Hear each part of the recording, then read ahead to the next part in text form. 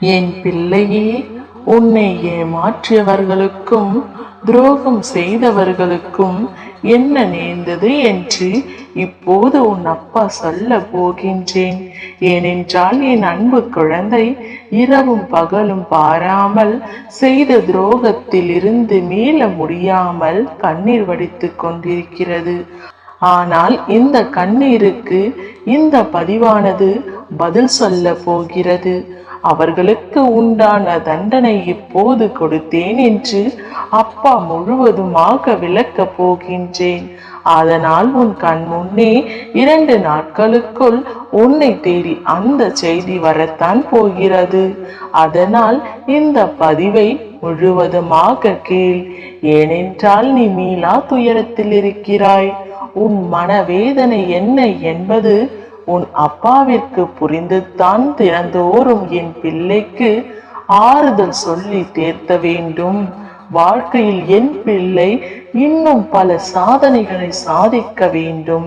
அதற்காக இந்த சிறு தடைகளில் இருந்து மீண்டும் அன்பு பிள்ளையை அன்பாக வர வேண்டும், தைரியமாக வர வேண்டும் என்பதற்காக இந்த அப்பா உன்னை தேடி வந்திருக்கின்றேன்.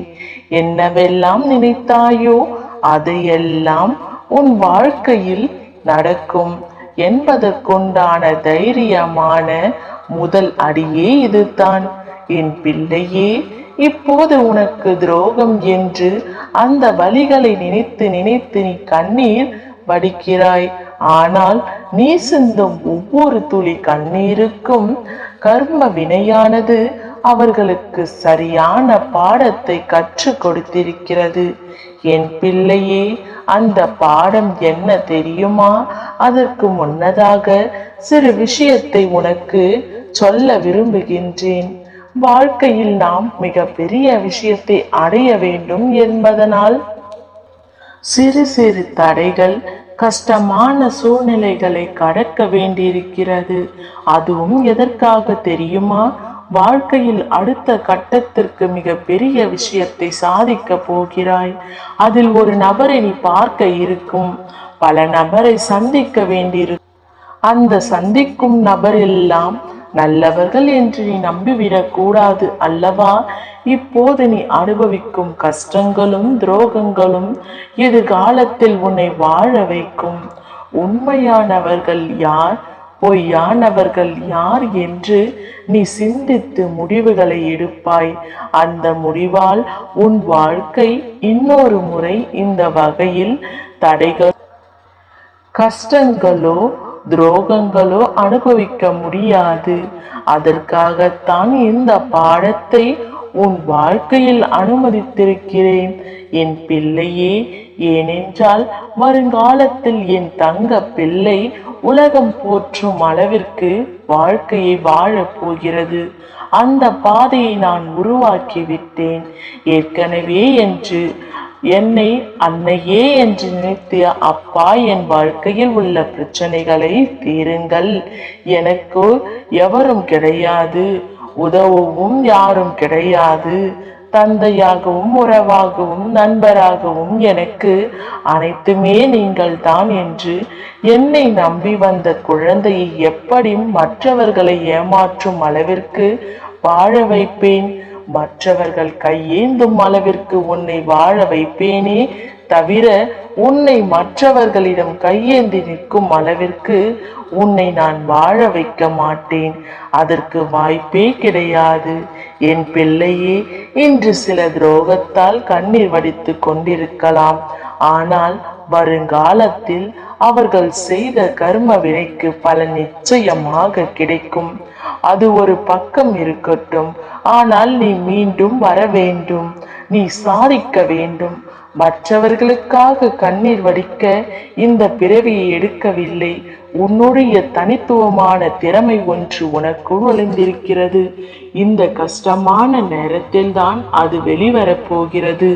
அது வெளிவந்து உலகம் போற்றும் அளவிற்கு உன்னுடைய வாழ்க்கையை நீ வாழப் போகிறாய். பிறகு நீ எதற்காக கவலைப்படுகிறாய்? இன்னும் ஏமாந்து விட்டோம், நம் வாழ்க்கையில் பல துரோகத்தை சந்திப்போம், எதிர்காலம் எப்படி இருக்கும் இன்னும் எவ்வளவு கஷ்டங்களை அனுபவிக்க வேண்டும் என்பதெல்லாம் உன்னுடைய சிந்தனையில் இருந்து முதலில் தூக்கி எறிந்து விடு. குழந்தையே, ஒவ்வொரு தருணத்திலும் நம் அப்பா நமக்கு இருக்கிறார். இன்னொரு முறை இந்த ஏமாற்றம் நம் வாழ்க்கையில் ஏற்படாது. இனி நம் வாழ்க்கையை வாழ போகிறோம் என்று நம் அப்பா வழிகாட்ட போகிறார்.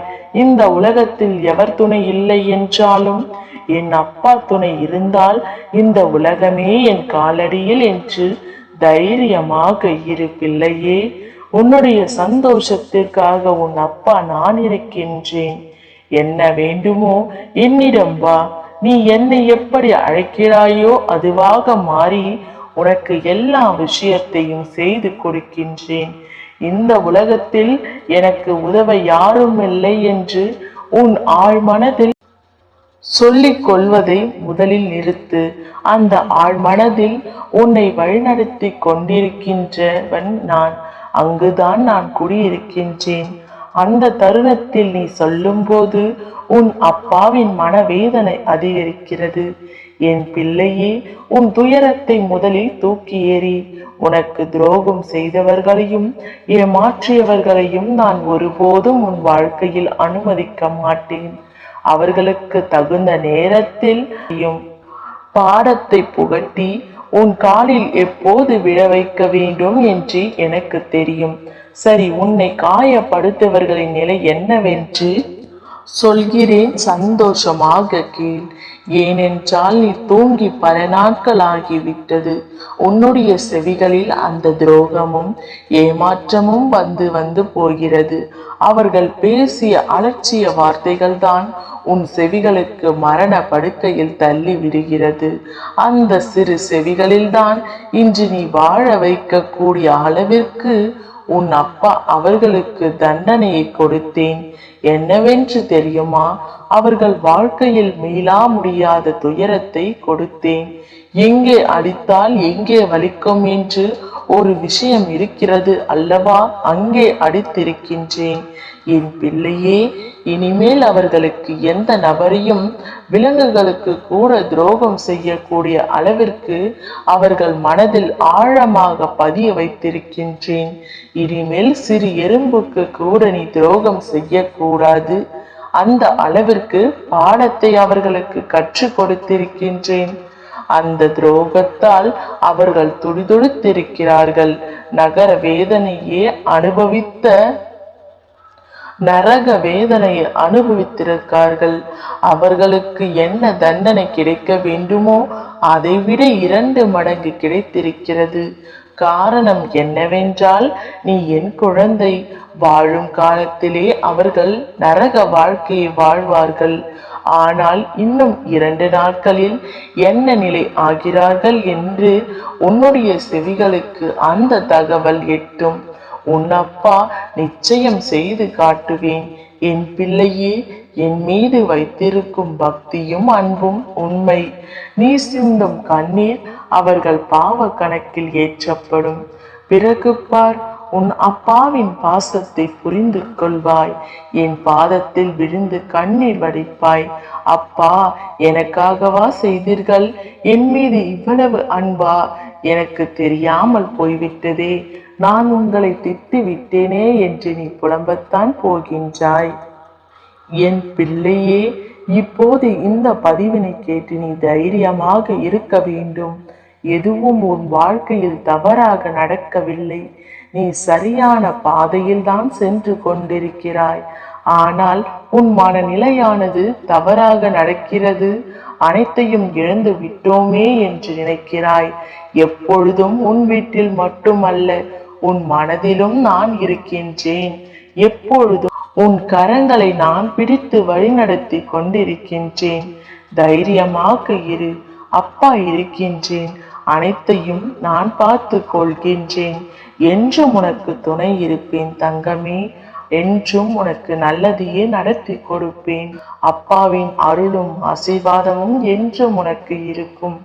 நல்லதே நடக்கும்.